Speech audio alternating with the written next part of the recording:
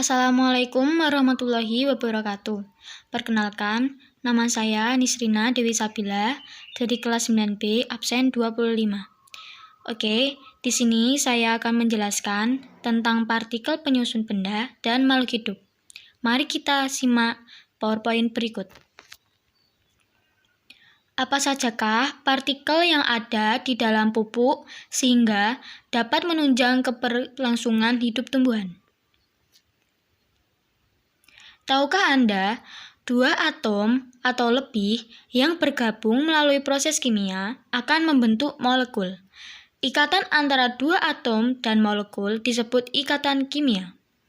Pembentukan glukosa pada fotosintesis, penguraian sampah, siklus karbon dioksida, dan siklus nitrogen merupakan contoh-contoh proses kimia yang terjadi di alam yang dapat menjaga keseimbangan alam. Di samping adalah contoh gambar ikatan kimia. Partikel dalam benda dan makhluk hidup. Partikel adalah bagian terkecil dari suatu materi yang masih mempunyai sifat materi itu. Partikel dapat membentuk atom, molekul, dan ion. Partikel disusun oleh molekul-molekul yang berantai panjang. Rantai panjang tersebut disusun oleh unit-unit molekul yang lebih sederhana yang disebut glukosa. Atom dan partikel penyusunnya.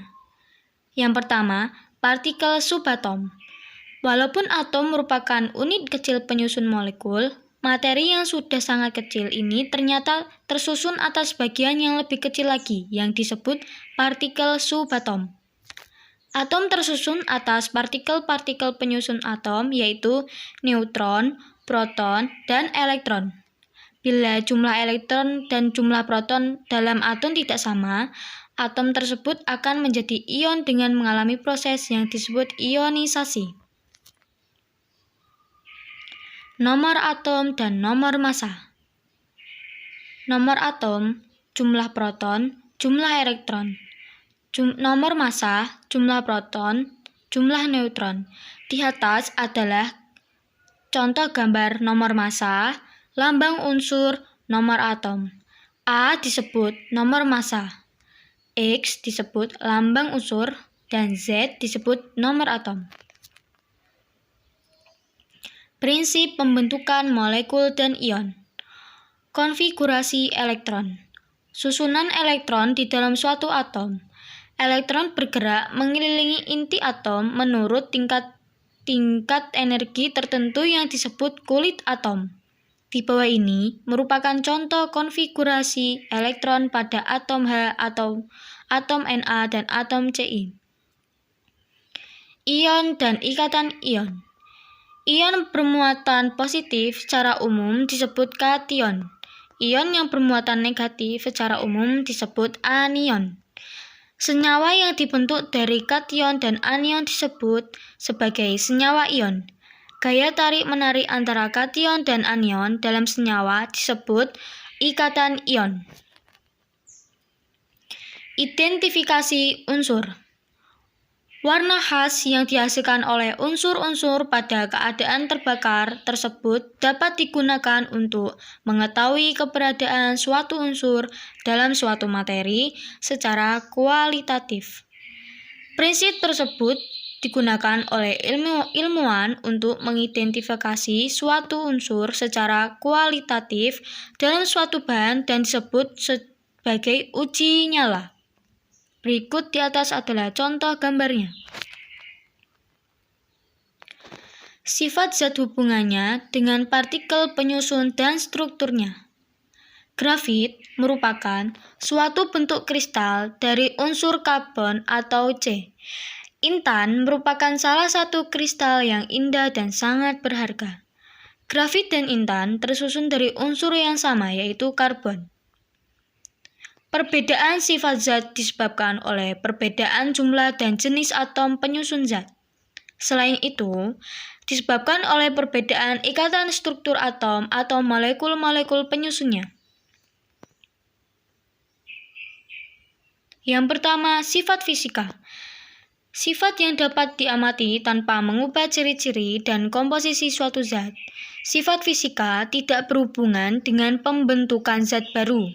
Berikut ini adalah beberapa contoh sifat fisika. Yang pertama, kerapatan atau densitas atau massa jenis. Kerapatan adalah massa zat dalam satuan volume tertentu. Yang kedua, kekerasan. Kekerasan merupakan ukuran untuk menentukan keras atau lunaknya suatu zat diukur menggunakan alat skelometer. Berikutnya ada elastisitas. Elastisitas merupakan kemampuan suatu benda untuk mempertahankan diri ketika terkena tarikan atau dorongan dan mampu untuk kembali ke ukuran serta bentuk awal ketika gaya tersebut dihilangkan. Selanjutnya ada daya hantar. Daya hantar adalah kemampuan suatu zat untuk menghantarkan panas atau listrik berdasarkan benda dapat dibedakan menjadi konduksi, isolator, dan semikonduktor.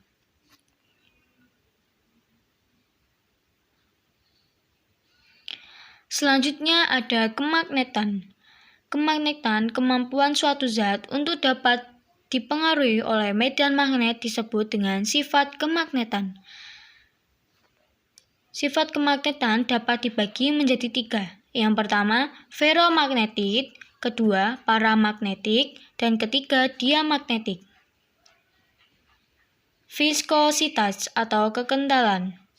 Ukuran kekentalan fluida yang menyatakan besar kecilnya geseran di dalam fluida.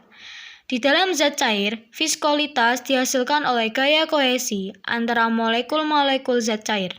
Contoh fluida yang memiliki viskositas tinggi adalah madu dan oli.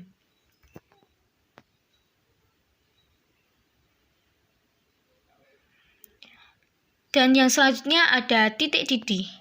Titik didih adalah suhu atas zat cair mulai berubah menjadi uap pada tekanan tertentu. Zat cair dapat berubah menjadi uap karena tekanan uap lebih besar dan tekanan luar yang menahan zat cair. Selanjutnya ada titik beku. Titik beku merupakan suhu pada tekanan tertentu saat zat cair mulai berubah menjadi padat ketika suhu suatu zat diturunkan. Titik leleh. Alat memasak biasanya terbuat dari aluminium. Karena aluminium memiliki titik leleh lebih tinggi dibandingkan dengan plastik. Sifat kimia. Sifat kimia adalah sifat yang tampak pada suatu zat ketika zat tersebut mengalami perubahan atau reaksi menjadi zat lain. Di bawah ini merupakan contoh beberapa zat kimia. Yang pertama, kestabilan. Kemampuan suatu zat untuk mempertahankan diri dari perubahan atau dekomposisi di lingkungan alamiahnya, atau ketika terkena cahaya atau akibat adanya reaksi alami yang dapat terjadi pada zat tersebut. Yang kedua, kereaktifan. Karbid adalah suatu senyawa kimia dengan rumus kimia CaC2. Karbid memiliki wujud padat seperti keabu-abuan dan dapat membantu mempercepat kematangan buah. Yang ketiga terdapat korosivitas. Dalam korosivitas memiliki senyawa kandungan asam klorida atau HCl. Dengan sifat yang demikian, asam klorida disebut memiliki korosivitas yang tinggi dikarenakan senyawa ini dapat mengikis kotoran jaringan tumbuhan dan jaringan hewan. Terima kasih. Mohon maaf apabila saya terdapat salah kata. Sekian dari PowerPoint saya. Wassalamualaikum warahmatullahi wabarakatuh.